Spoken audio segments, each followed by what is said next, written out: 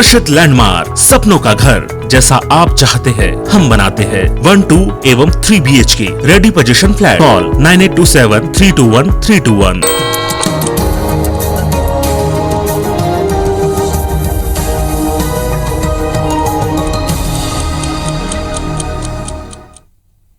नमस्कार, सुप्रभात। आप देख रहे हैं IBC 24। मैं हूं आप सभी के साथ रचना नितेश और साथ की बड़ी बात में आप सभी का बहुत बहुत स्वागत है। बुलेटिन में सबसे पहले आज बात करेंगे राजधानी रायपुर के मौसम के बारे में। राजधानी रायपुर में कल देर रात से ही बारिश का आगाज हो चुका है। देर रात से सुबह तक रायपुर में झमाझम बारिश हुई है। वहीं कई इलाकों में इस बारिश की वजह से जल भराव की स्थिति भी निर्मित हुई है।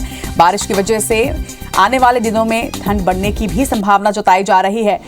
तो मौसम का मिजाज अचानक कल देर रात रायपुर में बदला है। राजधानी रायपुर के कई हिस्सों में देर रात से ही बारिश हो रही है। झमाझम बारिश का ये दौर देर रात से ही जारी है और इसकी वजह से कई क्षेत्रों में जलभराव की स्थिति निर्मित हो गई है। हालांकि संभावना ये भी जताई जा रही है कि बारिश की वजह से आने वाले दिनों में ठंड जो है वो बढ़ सकती है। रायपुर में देर रात से सुबह तक रायपुर में झमाझम बारिश का दौर जारी रहा और मौसम ने अचानक से करवट ली है। अचानक देर रात से ही बारिश का ये दौर शुरू हुआ है जो सुबह तक जारी रहा और इसकी वजह से कई क्षेत्रों में जलभराव की स्थिति निर्मित हुई है।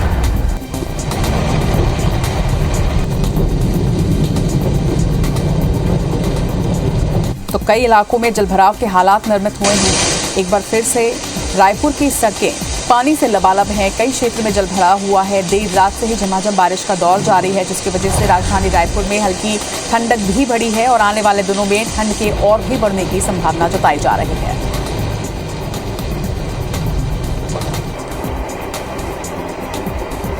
तस्वीर भी आपको दिखा रहे हैं। तस्वीरों में देखिए कि देर रात से किस तरह से झमाझम बारिश राजधानी रायपुर में हो रही है और इसकी वजह से जल भराव भी हुआ है। कई सड़कें पानी से ढक चुकी हैं।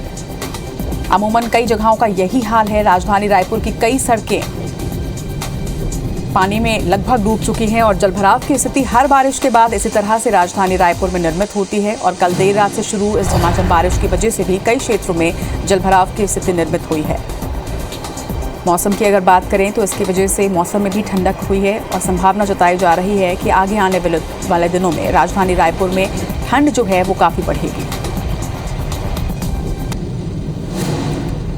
तो राजधानी रायपुर में बारिश का दौर जो है वो लगातार जारी है। देर रात से ही ये बारिश हो रही है और अचानक से मौसम ने करवट ली है राजधानी रायपुर में और कई इलाकों में आप तस्वीरों के माध्यम से देख भी रहे हैं कि जलभराव की स्थिति निर्मित हुई है।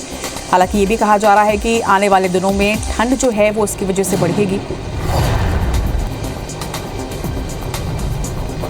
तो देर रात से शुरू हुई ये बारिश सुबह तक जारी रही। झमाझम बारिश राजधानी रायपुर में होती रही जिसकी वजह से कई सड़कें पानी से भरी हुई हैं। कई क्षेत्र में जलभराव की स्थिति निर्मित हुई है। लोग खासे परेशान हैं और इसके साथ ही मौसम में कहीं ना कहीं ठंडक जो है वो बढ़ गई है और ये भी संभावनाएं जताई जा रही हैं कि आने वाले दिनों में राजधानी रायपुर में ठंडक और भी बढ़ेगी।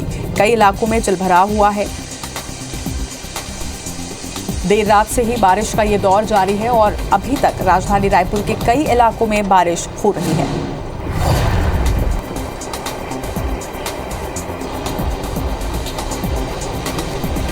चलिए, और राजधानी रायपुर में जो देर रात से झमाझम बारिश हो रही है इसके बाद किस तरह की स्थिति पूरे शहर में निर्मित हुई है, इस पर ज्यादा जानकारी के साथ हमारे सहयोगी प्रिया पांडे हमारे साथ जुड़ रही है। प्रिया, मौसम ने अचानक करवट ली है। देर रात से ही राजधानी रायपुर में बारिश का दौर जारी है और जलभराव की स्थिति जो अमूमन हर बारिश के बाद देखने को मिलती है वो एक बार फिर से तस्वीर सामने आई है।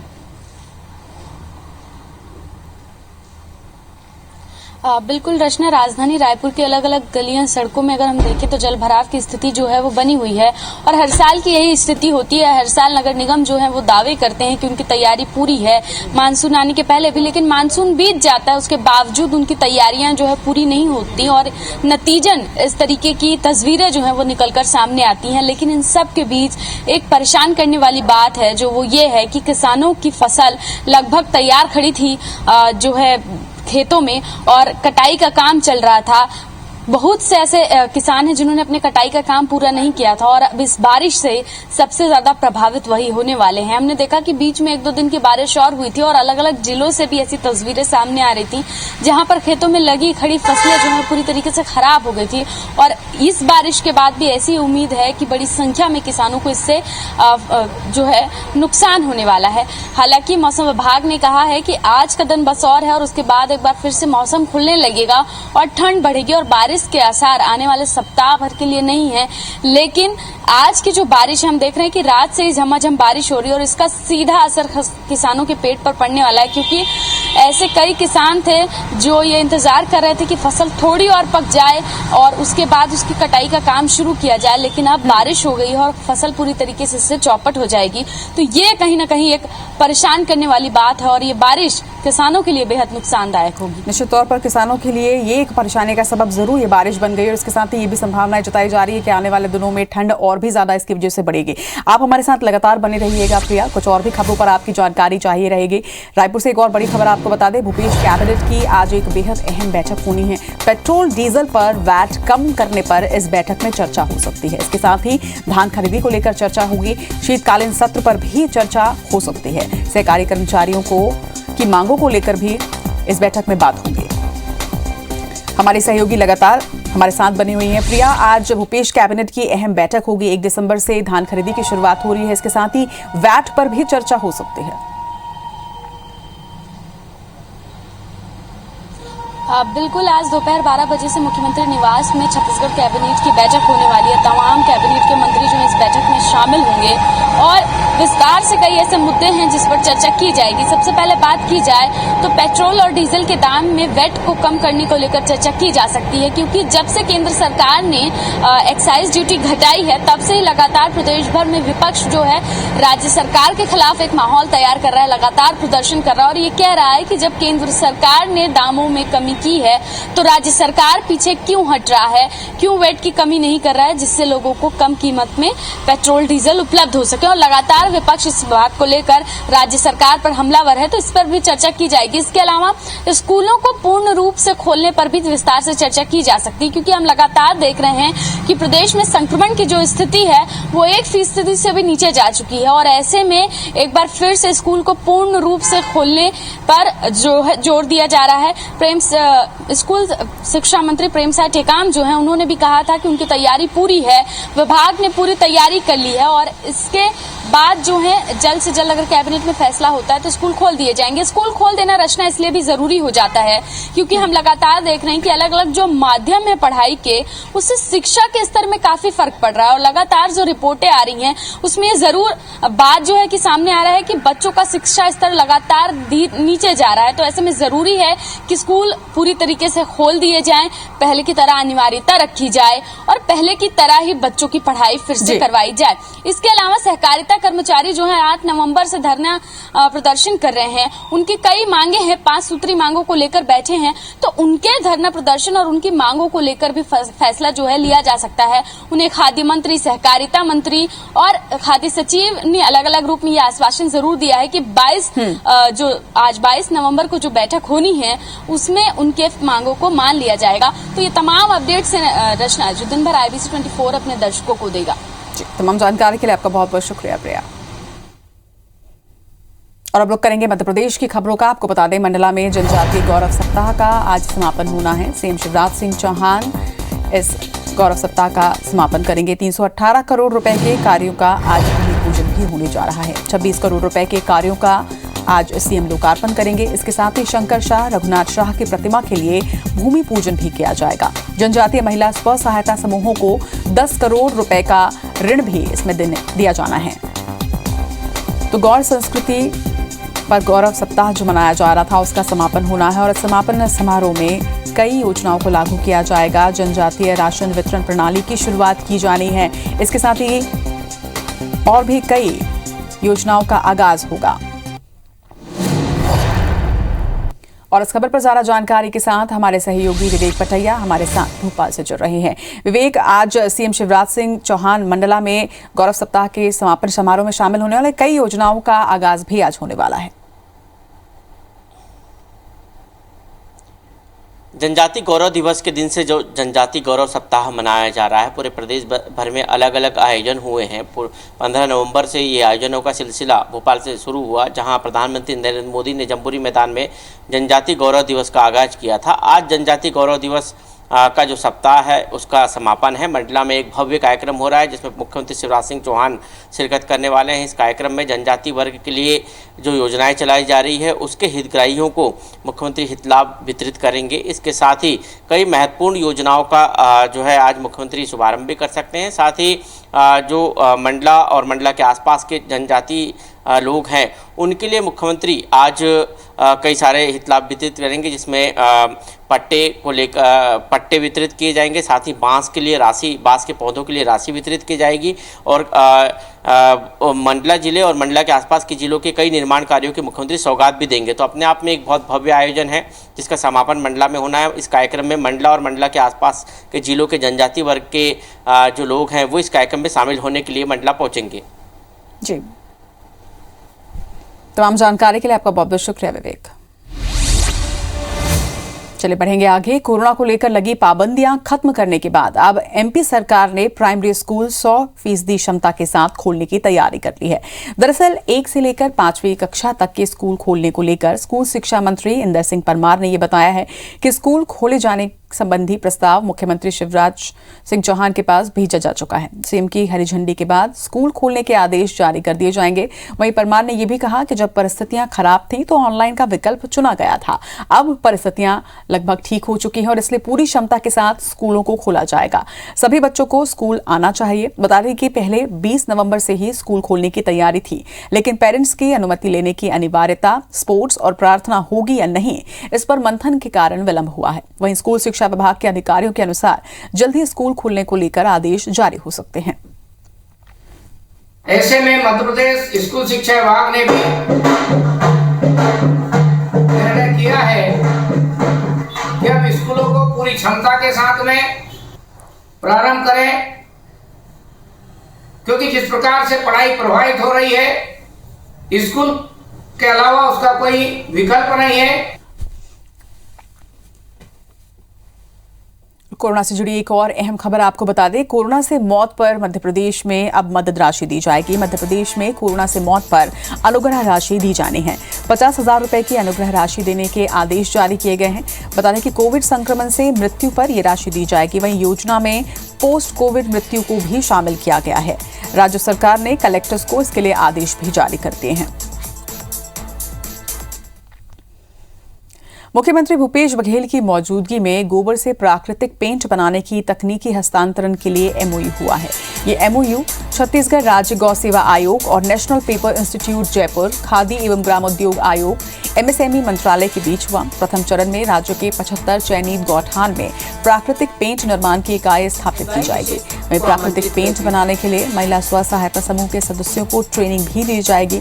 इस मौके पर कृषि मंत्री रविंद्र चौबे, छत्तीसगढ़ राज्य गौ सेवा आयोग के अध्यक्ष महंत राम सुंदर दास समेत कई अधिकारी भी मौजूद रहे। सीएम ने इस मौके पर 2 करोड़ 35 लाख रुपए की राशि ऑनलाइन जारी की है। सीएम का ये कहना है कि इस योजना के तहत वर्मी खाद की कमी दूर होगी और इससे हर साल 45 करोड़ की आय भी होगी। इस एमओयू पर नेता प्रतिपक्ष धर्मलाल कौशिक ने तंज कसा और राज्य सरकार पर आरोप लगाते हुए कहा कि प्रदेश में गोबर खरीदी बंद हो चुकी है और वो इस मुद्दे को विधानसभा में उठाएंगे। खादी एवं ग्रामोद्योग आयोग और सूक्ष्म लघु एवं मध्यम उद्यम मंत्रालय नई दिल्ली के बीच एमओयू हो रहा है। चयनित किए गए गौठानों में कार्बोक्सी मिथाइल सेल्यूलोज निर्माण इकाई एवं पेंट निर्माण की इकाई के लिए पहल शुरू कर दी गई है। इन इकाइयों से प्रतिदिन 500 लीटर प्राकृतिक पेंट का उत्पादन होगा। वो जो सरकार जिनके गर्मी में गौठान से गोबर बह जाए, क्या बात है इस सरकार की, और उसके बाद भी ये सरकार पुरस्कृत हो, वो तो और उसमें आगे बढ़ की बात है।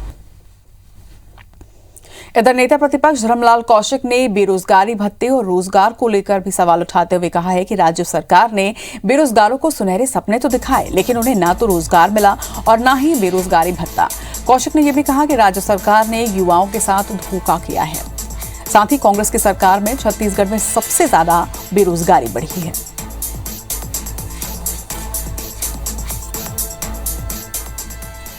इस सरकार ने बड़े बड़े सपने तो दिखाए, लेकिन न उन्हें भत्ता मिल रहा है, न उनकी नौकरी मिल रही है। और प्रदेश में सबसे ज्यादा बेरोजगारी यदि बढ़ी है तो प्रतिशत में भी जो वृद्धि हुई है तो कांग्रेस के भूपेश बघेल के सरकार के कार्यकाल में, और इसलिए लगभग युवा हताश और निराश है। छत्तीसगढ़ में नक्सलियों के खिलाफ बड़ी रणनीति बनाने की तैयारी की जा रही है और इसी कवायद में केंद्रीय सुरक्षा सलाहकार के विजय कुमार और एडीजी नलिन प्रभात ने सुकमा के चिंतलनार का दौरा किया। उन्होंने नक्सल ऑपरेशन के साथ ही सड़क निर्माण जैसे तमाम गतिविधियों पर अधिकारियों से चर्चा की। इस दौरान डीआईजी योज्ञान सिंह, एसपी सुनील शर्मा और एसडीओपी जगरगुंडा विजय राजपूत मौजूद रहे। चिंतलनार दौरे के बाद केंद्रीय सुरक्षा सलाहकार के विजय कुमार रायपुर पहुंचे, जहां उन्होंने मुख्यमंत्री भूपेश बघेल से मुलाकात की। इस दौरान उन्होंने सीएम से राज्य की सुरक्षा से जुड़े मुद्दों पर चर्चा की।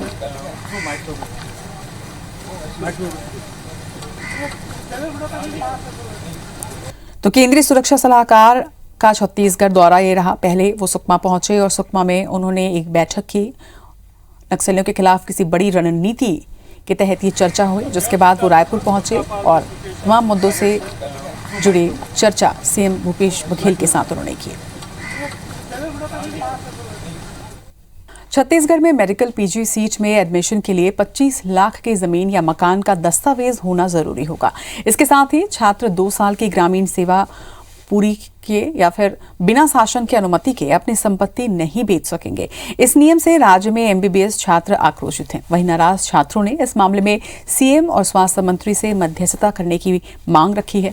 डॉक्टर्स ने कहा है कि पहले एमबीबीएस या पीजी पास आउट होने के बाद 2 साल की ग्रामीण सेवा करनी जरूरी होती थी। सर्टिफिकेट में बॉन्डेड कैंडिडेट लिखे होने के कारण वो दूसरे राज्यों में नौकरी भी नहीं कर पाते थे, लेकिन इस बार अचल संपत्ति के दस्तावेज जमा करने के लिए बाध्य कर दिया गया है। अब छात्रों का कहना है कि ये गरीब छात्रों के लिए एक नई परेशानी है। इधर एमसीआई के सदस्य डॉक्टर राकेश गुप्ता का कहना है कि ये नियम प्राइवेट मेडिकल कॉलेज में पढ़ने वाले छात्रों के लिए लागू नहीं है। बॉन्डेड कैंडिडेट है, लेकिन आप जब तक 25 लाख रुपए का ज़मीन के कागज जमा नहीं करेंगे तब तक हम आपको पीजी करने के लिए एलिजिबल नहीं करेंगे। और वो अपनी योग्यता से पीजी की इतनी मुश्किल से पीजी एग्ज़ाम क्रैक करते हैं। अब वो 25 लाख का ज़मीन नहीं है किसी के पास, तो वो फिर 25 लाख की ज़मीन का कागज लाएगा कहाँ से? ये तो एकदम से मजाक बना दिए है मेडिकल सिस्टम का। लेकिन अगर आप किसी से 25 लाख रुपया स्टार्ट में ही मांगेंगे और उनके पास माना कि इतनी ज़मीन और इतनी खेती बाड़ी नहीं है, उनके पास इतनी संपत्ति नहीं है, तो वो कहाँ से लाएगा? ये नियम पुराना है। इसमें बॉन्ड की व्यवस्था की गई थी। 25 लाख रुपए की guarantee money doctor Raman Singh सरकार के समय से नियम है। इसे तुरंत बदले जाने की ज़रूरत है। ये माननीय मुख्यमंत्री जी और स्वास्थ्य मंत्री जी के संज्ञान में पूरा डॉक्टर प्रोफेशन इस नियम को लाने जा रहा है ताकि इसको बदला जा सके। शाजापुर के मोहन बड़ौदिया क्षेत्र के धतरावदा गांव में 25 नवंबर को होने वाले मुख्यमंत्री शिवराज सिंह चौहान के कार्यक्रम में बदलाव हुआ है। ये कार्यक्रम 25 नवंबर को ही शाजापुर शहर के आईटीआई मैदान परिसर में होगा। बता दें कि धतरावदा में कार्यक्रम निरस्त होने के कारण स्पष्ट तो नहीं है, लेकिन सूत्रों का कहना है कि 25 नवंबर तक प्रदेश में पंचायत चुनाव की आचार संहिता लग जाएगी और धतरावदा गांव पंचायत क्षेत्र में ही आता है और इसी की वजह से वहां पर कार्यक्रम निरस्त कर नगरीय क्षेत्र शाजापुर में कार्यक्रम किया जा रहा है। वहीं सीएम के कार्यक्रम को लेकर नवीन एवं नवकरणीय ऊर्जा मंत्री हरदीप डंग ने अफसरों के साथ बैठक कर दौरे को लेकर मंथन किया और जरूरी निर्देश भी दिए। सोलर ऊर्जा से जो ऊर्जा पैदा होगी, मध्य प्रदेश आने वाले दिनों में जो जिस स्थिति में है उससे कहीं आगे जाएगा और आज उसी के तहत यहाँ पर निरीक्षण करना है। माननीय हमारे मुख्यमंत्री जी 25 तारीख को यहाँ पर उसका भूमि पूजन करने जा रहे हैं। मंडला पहुंचे जिले के प्रभारी और प्रदेश के खाद्य व नागरिक आपूर्ति मंत्री बिसाहूलाल सिंह ने पूर्व की कमलनाथ सरकार पर आदिवासियों से छलावा करने के आरोप लगाते हुए कहा कि कमलनाथ के 15 महीने की सरकार प्रदेश के आदिवासियों से किए वादों से मुकर गई थी। बार बार बोलने के बाद भी उन्होंने अपने किए वादों को पूरा नहीं किया तो हमने पार्टी छोड़ी और बीजेपी में आ गए। मंत्री ने यह भी कहा कि हम किसी पार्टी के नहीं, जनता के आदमी हैं। ऐसे में जनता हमसे सवाल करती थी और यही वजह रही कि हमें कांग्रेस छोड़नी पड़ी। कोई आप वादा करो किसी चीज़ को, आप नहीं करोगे तो हम तो पब्लिक के आदमी हैं। पब्लिक हमसे पूछता था कि आपने तो ये वादा किया था, बताओ 51,000 रुपया हमको नहीं मिल रहा है। हमने 8-10 बार कमलनाथ जी से कहा कि भाई जो अपन ने घोषणा की है कम से कम पूरा करिए। जब वो पूरा नहीं किया तो अपन पार्टी छोड़ के इधर आ गए। इधर बीजेपी प्रदेश भर में सभी मोर्चा की संयुक्त प्रदेश कार्य समिति की बैठक करने की तैयारी में है। इसी महीने जिला कार्य समिति बैठकें भी होंगी। वहीं कई बार अल्टीमेटम मिलने के बावजूद भाजयुमो की प्रदेश कार्यकारिणी पूरी नहीं हो पाई है और न ही स्थायी जिला प्रभारियों की नियुक्ति अब तक हुई है। हम आपको बता दें कि भाजयुमो की प्रदेश कार्यकारिणी में अभी भी 2 उपाध्यक्ष और 2 मंत्रियों के पद खाली हैं। वहीं पार्टी के वरिष्ठ नेताओं के इन पदों पर किसी एक नाम पर सहमति नहीं बनने की वजह से ये नियुक्तियां अटकी हुई हैं। विधानसभा वाइज बैठकें होगी। लगभग सभी भाजपा के प्रमुख पदाधिकारियों का, कार्यकर्ताओं का इसमें ड्यूटी लगाई गई है और सबको विधानसभा में जा करके वहां पर समीक्षा भी करेंगे, बैठक भी करेंगे। वहीं संगठनात्मक दृष्टिकोण से कुछ पद पहले से रह गए थे, कुछ पद बाद में हमारे कुछ साथियों के निधन हो जाने के बाद खाली हुए हैं, जिसको लेकर के प्रक्रियाएं चल रही है। तमाम पदों पर नियुक्ति का काम पूर्ण हो जाएगा और साथ ही साथ प्रभारियों को लेकर के अभी एक दौर के प्रभारी के तौर पर तमाम युवा साथियों को अलग अलग जिलों का प्रभार दिया गया था। और अब बात एक वायरल वीडियो की। रायपुर ट्रैफिक पुलिस ने एक ऐसे दुपहिया वाहन चालक को गिरफ्तार किया है जो कि बाइक पर 5 सवारी बैठाकर खतरनाक तरीके से बाइक चला रहा था। बीते दिनों इसका वीडियो सोशल मीडिया पर वायरल हुआ था। वहीं रायपुर यातायात पुलिस के व्हाट्सएप नंबर पर जब ये वीडियो पहुंचा तो पुलिस हरकत में आई। पुलिस ने ITMS कैमरे से गाड़ी के नंबर के आधार पर पतासाजी की और इसके आधार पर बाइक शोरूम से संपर्क किया, जहां से मोटरसाइकिल के संबंध में जानकारी मिली और फिर बाइक ड्राइवर समेत उस पर सवार लोगों को ट्रैफिक थाने में उपस्थित होने के लिए कहा गया। पुलिस ने सभी 5 लोगों पर मोटरयान अधिनियम के तहत कार्रवाई करते हुए 6,800 रुपए का जुर्माना लगाया है। और तस्वीर आप देखिए, यही वो वायरल वीडियो है।